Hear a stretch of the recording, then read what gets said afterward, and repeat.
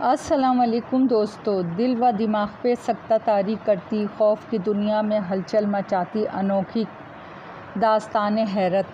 रात का सन्नाटा बहुत गहरा था, चारों तरफ खामोशी का राज था।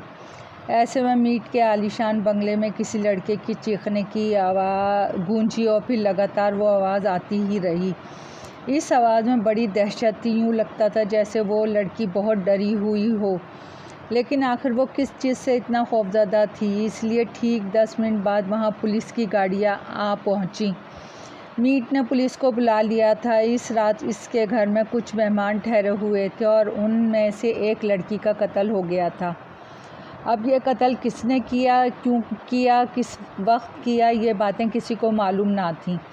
इस केस की छानबीन इंस्पेक्टर क्यून ऑलिवर का दोस्त कर रहा था।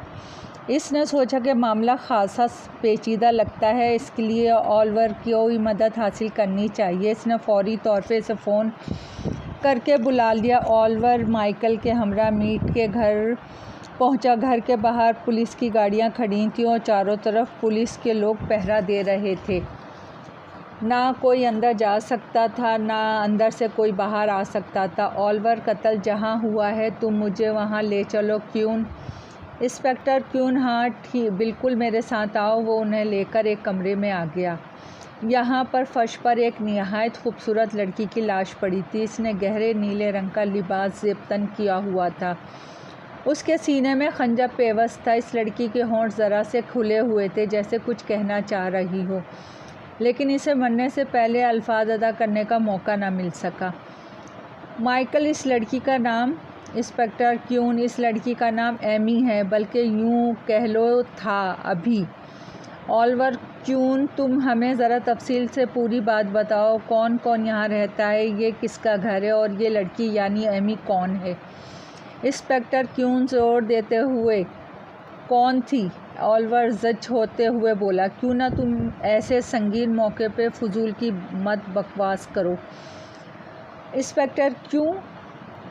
हाँ यार, ठीक है ऑलिवर, जब तक इसे दफन नहीं किया जाता तुम इसे है कहोगे, इसके बाद भले। ठीक है क्यून, हाँ ठीक है। और वैसे भी अब इस लड़की की लाश ही हमारे सामने पड़ी है, इसके रूह तो परवास कर गई है। ऑलिवर ने बुरी तरह क्यून को घूर कर देखा। क्यून को फौरी अपनी बेवकूफ़ाना मजाक पे शर्मिंदगी महसूस होने लगी। क्यून, अब मैं कोई बकवास नहीं करूँगा। माइकल, हाँ ना करो तो यही बेहतर है। वैसे भी हमें यहाँ बुलाने के बाद से अब तक तुमने सिर्फ बकवास ही की है। ऑलिवर, चलो अब बताओ। इंस्पेक्टर क्यून, ऑलिवर, मैं तुम्हें तफसील से बताता हूँ। वैसे बताने को ज़्यादा कुछ नहीं। मिस्टर मीट इस बंगले के मालिक और मिस ईमा इनकी बीवी हैं। आज उन्होंने यहाँ कुछ मेहमानों को दावत दी थी कि उनके घर ठहरें। सब लोग सोने की तैयारियों में मसरूफ़ थे। तभी मिस जूलिया की चीखने चिल्लाने की आवाज़ें सबने सुनी। आवाज़ इसी कमरे से आ रही थी। सब लोग फ़ौरन यहाँ पहुँचे तो वो बाहर ही निकल रही थी और मिस्टर मीट ने बताया कि बहुत डरी हुई थी, उनसे सही से चला भी नहीं जा रहा था, वो गिरती पड़ती आ रही थी। फिर यहाँ का मंज़र देखने के बाद मीट ने पुलिस स्टेशन फ़ोन किया। फिर मैं यहाँ पहुँचा और थोड़ी ही देर में तुमको भी बुला लिया। ऑलिवर, ठीक है, सबसे पहले मैं मिस जूलिया से ही मिलता हूँ, क्योंकि सबसे पहले उन्होंने लाश को देखा था। इंस्पेक्टर क्यून, हाँ बिल्कुल ऑलिवर, आओ मैं तुम्हें जूलिया से मिलवा दूँ।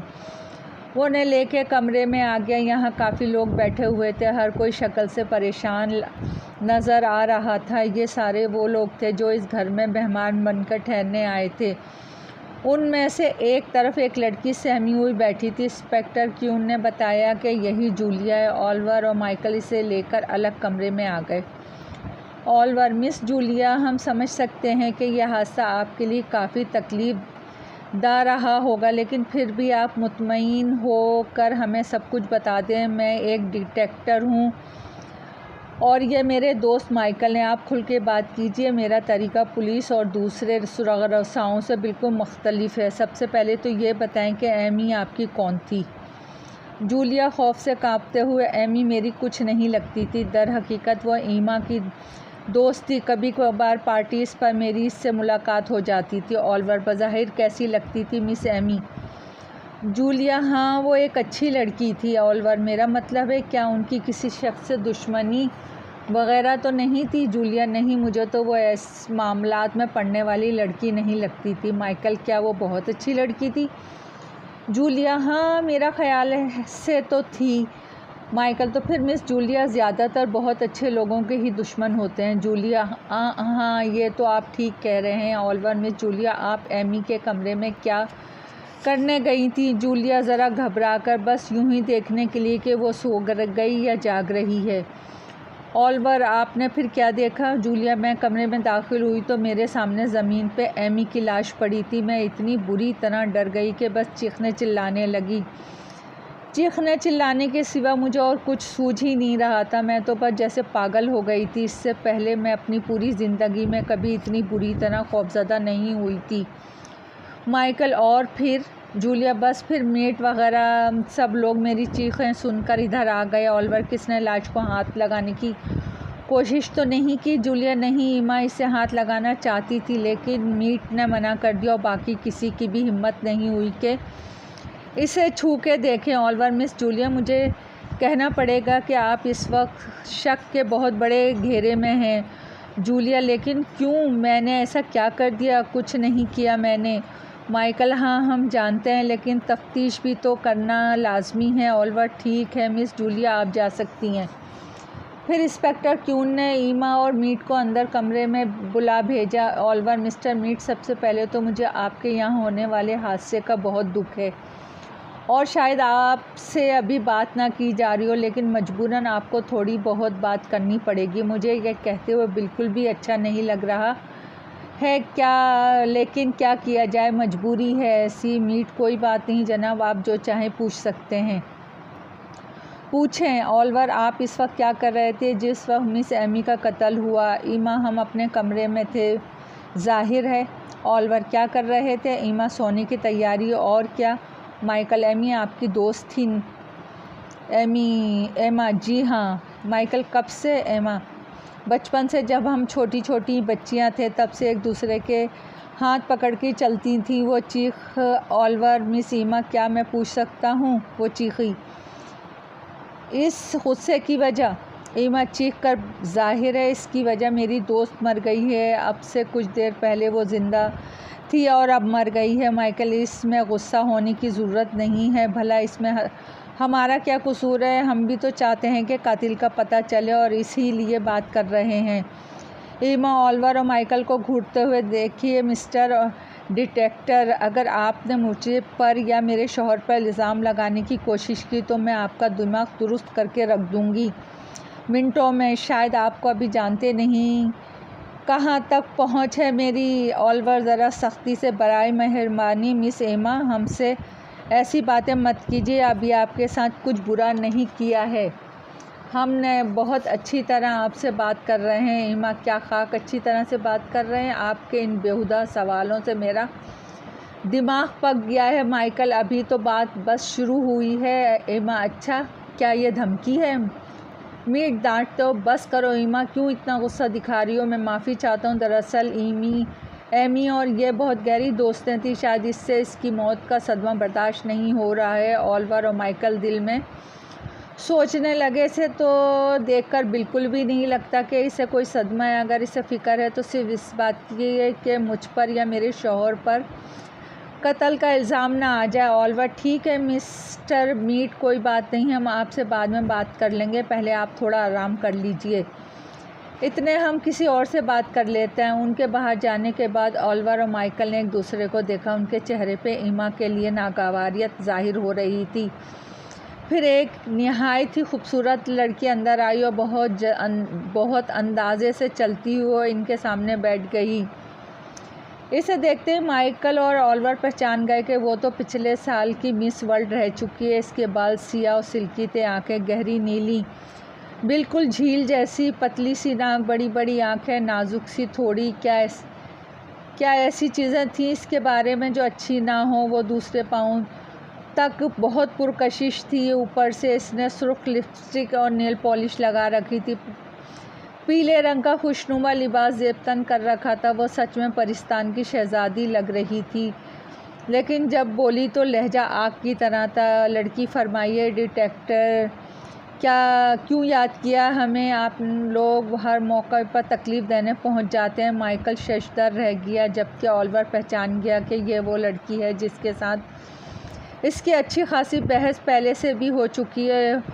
कुछ यूँ था कि एक केस के सिलसिले में ऑलिवर को इस लड़की का नाम ज़ेल्डा से बात करना पड़ गई थी। दरअसल वो लड़की इसी होटल में ठहरी हुई थी जहां हर किसी का कत्ल हुआ था और ऑलिवर को सबसे कत्ल के हवाले से ज़रूरी सवाल जवाब करने थे, मगर ज़ेल्डा ने बड़े नखरे दिखाए थे। इसका कहना था कि ये सब इसे बदनाम करने की एक साजिश है। जब सबको पता चलेगा कि मिस वर्ल्ड पे कत्ल का इल्ज़ाम आ रहा है तो इसे भला कौन पसंद करेगा। वो इस बार भी सोचे बैठी थी कि ऑलिवर के सवालों के जवाब हरगिज़ नहीं देगी, मगर ऑलिवर ने भी सोच लिया था कि कुछ भी हो जाए अब के बार इस लड़की को नहीं बख्शूँगा। ऑलिवर, मुझे हैरत है कि हमारी तशवीश करने को आप तकलीफ़ देना कह रही हैं, जबकि आप तो एक समझदार खातून हैं। ज़ेल्डा, ख़ुद को हमारी जगह रख के सोचो सुराग रसा साहब, अगर हम